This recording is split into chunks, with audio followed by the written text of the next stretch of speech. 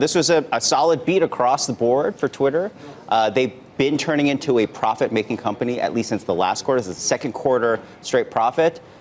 Our contention, this is a value play now, right? It's not a growth company. It's not. They're still hovering around 330 million monthly active users. Why can't it grow?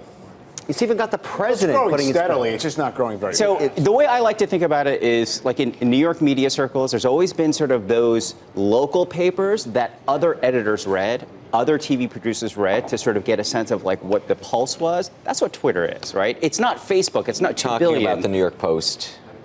New York Observer once upon a time, yes. Right? So the New York Observer was this small circulating paper that every other editor at, say, the Times or producers at NBC News would read every other religiously, social media right? platform, every other one grows faster than this. They can't figure out how to monetize this.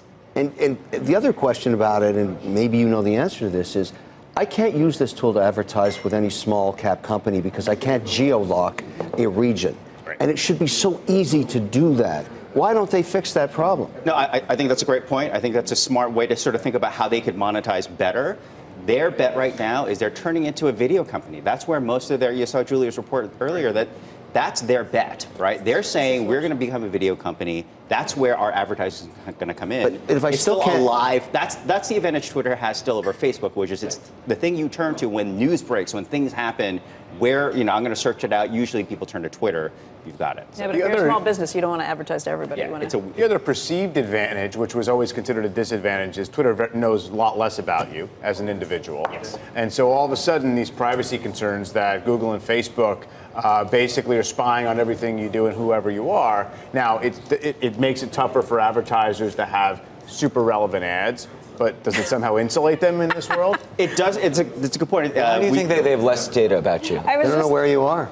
That's a huge problem. They don't even know who you are, right? Like Facebook asks you for all those things. Where do you live? What age are you? Where did you go to school? I'm just thinking Twitter's of them. What not if they started scraping your direct messages on things like in your Anthony Weiner? So they're directly. So these are all really smart ideas. I think the thing about Twitter is that they just haven't gotten their act together for years, and I think they're finally doing that now. But again, it's like the bets that they're placing.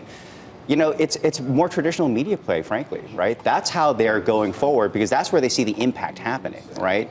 And I think they can fix all these things and eke out better margins or better revenue on some of these products. How much of the stock price is a takeout premium? And eventually... it's too expensive now. If you look at the EV to EBITDA, it's insane. It's like 40 times plus. So relative to Facebook, preview Facebook, because then I really want to talk about Sky and Comcast. Right. So Facebook, all the stuff with Cambridge that happened, it broke after the quarter, after reports. You're not going to see anything in the numbers.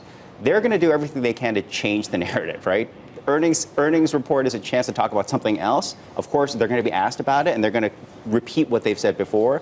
I think the GDPR thing, the data rules that are going to hit in Europe May 25th, I don't think it's going to hit them that much. Hey there, thanks for checking out CNBC on YouTube. Be sure to subscribe to stay up to date on all of the day's biggest stories. You can also click on any of the videos around me to watch the latest from CNBC. Thanks for watching.